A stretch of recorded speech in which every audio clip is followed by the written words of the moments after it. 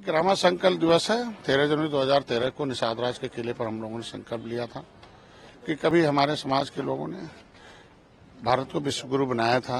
भगवान राम गए थे त्रेता में, उन्होंने गंगा पार किया था, रावण राज खत्म किया था।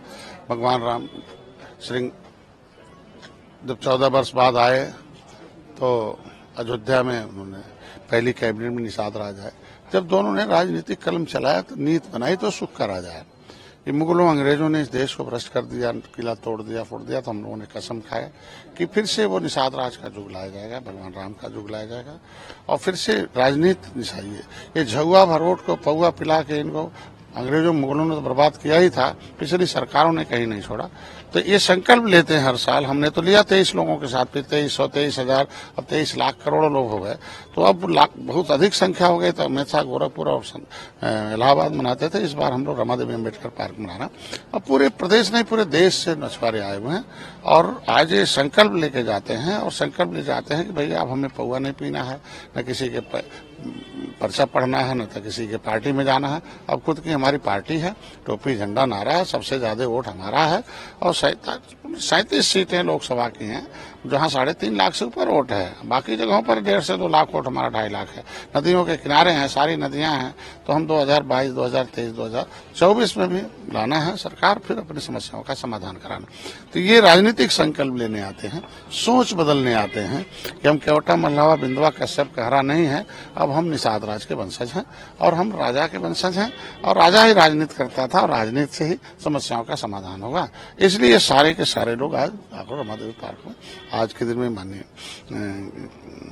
राष्ट्रीय अध्यक्ष नड्डा साहब ने माननीय भूपेंद्र यादव जी को भेजा। वो आज के चीफ गेस्ट होंगे, दोनों डिप्टी सीएम होंगे, हमारे प्रदेश अध्यक्ष भूपेंद्र चौधरी जी होंगे और हमारे महामंत्री संगठन महामंत्री धर्मपाल जी भी होंगे, राठौर साहब भी होंगे, दयाशंकर जी होंगे, हमारे सभी राष्ट्रीय कमेटी, प्रदेश कमेटी सारे होंगे। और निश्चित रूप से हम इलेक्शन से पहले एक बड़ी रैली लखनऊ रमादेवी पार्क में करते हैं, जहां 200 लाख लोग आते हैं और संकल्प लेके जाते हैं। और जब से ये आए हैं कि हाथी झंडा, हाथी साइकिल, पंजा छूना बंद करो, क्योंकि इन लोगों ने तुम्हारा वोट तो ले लिया लेकिन कहीं का नहीं छोड़ा। अब जो तुम्हारी समस्याओं का समाधान करे उसके साथ जाओ। तो इसलिए समाधान है कि इनको यहाँ इलेक्शन से पहले वो शक्ति नहीं भक्ति प्रदर्शन है कि हम निषाद राज के वंशज हैं, हम एक हैं और एक रहेंगे और जो हमारी समस्याओं का समाधान करेगा उसी के साथ रहेंगे। और समाधान होता आ रहा है कि कम से कम पिछली सरकारों ने तो इनके साथ सुनने और बात करने के लिए राजी नहीं थी और जाते थे तो डंडे बजाते थे और लोगों को कैसे हमारे ऊपर अन्याय होता था। तो कम से कम किसी भी समाज के लिए 3 चीजें चाहिए भाई, उसको सम्मान चाहिए, सुरक्षा चाहिए, समृद्धि चाहिए। तो हमारे समाज के पास तीनों नहीं था।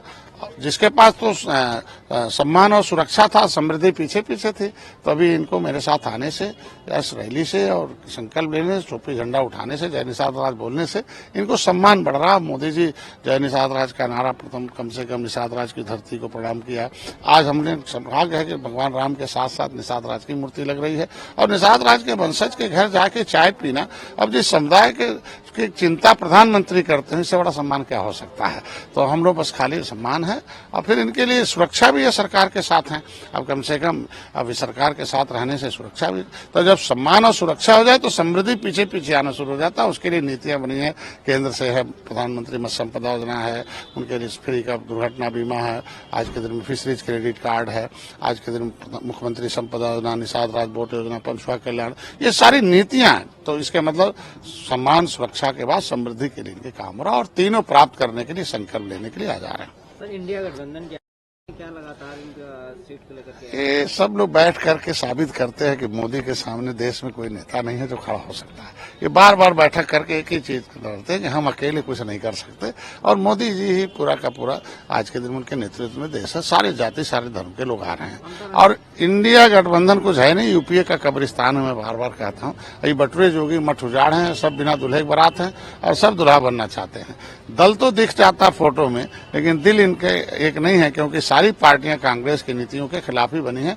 और कांग्रेस के जब खिलाफ बनी हैं पार्टियां, तो दल के नेता दिख जाते हैं, लेकिन उनके कार्यकर्ता, नीचे वोटर जो है वो कहते हैं अरे यार इनके साथ रहने से क्या पड़ा। और देखे होंगे जीता जागता उदाहरण आपका जो है राजस्थान है, मध्य प्रदेश है और छत्तीसगढ़ में। राजनीतिक तरफ से कहा गया कि हमें कुछ व्यस्तताएं, इसलिए हम इस बैठक में, इस वर्चुअली बैठक में शामिल हैं। ये तो बहानेबाजी है, आप देख लो आज के दिन में ये सारे लोग ऐसे ही दूर हो रहे हैं, क्योंकि अब जनता उनके पीछे, उनके कार्यकर्ता कह रहे हैं कहाँ जा रहे हैं, जिसने हमको बर्बाद किया उसके साथ हम क्यों खड़े होंगे। और मोदी जी आबाद कर रहे हैं सारी नीतियां बना के सभी को, तो इसलिए ये सारे लोग, अब देखिए ना, मैंने पहले बता दिया कि मोदी एक जो कहते हैं वो करते हैं, और जो कहा वो किया।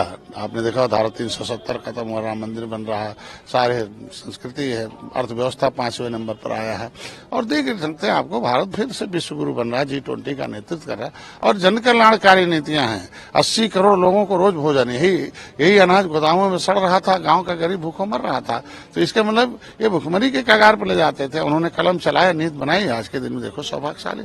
और हमारे जैसे लोग देखो, मछुआ समुदाय के लोग कभी सड़क पर आवाज उठाते थे, आज सदन में उन्होंने पहुंचाया, आज कम से कम हर सदनों में है, और इसलिए मोदी जी को बता देना। क्या मानते विपक्ष 2024 में कुछ इंडिया गठबंधन, जब तक ये 18% निषाद मोदी के साथ खड़ा रहेगा, ये कुछ नहीं कर सकते। सपा बसपा एक बड़ी पार्टी थी, हाथी लाओ साइकिल हटाओ, साइकिल लाओ हाथी हटाओ, पंजा लाओ, ये पूरा 33 वर्ष चल रहा था। लेकिन जैसे निषाद आ गए, कहें किसी को मत लाओ, केवल योगी मोदी को लाओ, सबको हटाओ। ये 18% मछुआ आबादी पूरे देश में है, इतना कम थोड़ी है। सब धोखा खाएं अंग्रेज को, भाई देश को आजाद कराया हो, क्रिमिनल ट्राइब्स एक्ट से प्रभावित हो, अंतः समय अंगार criminal tribes act inquiry committee की रिपोर्ट को कांग्रेस जैसी पार्टियां सपा बसपा के सहयोग से कूड़ेदान में डाल देती हूँ, सारे आरक्षण के मुद्दे को पलीता लगाती हूँ। तो आज के दिन अपर कास्ट ने इस तरीके से, महिलाओं ने मोदी को जीत का एहसास दिलाया तो आरक्षण पाया। उसी तरीके से मछुआ समुदाय 18%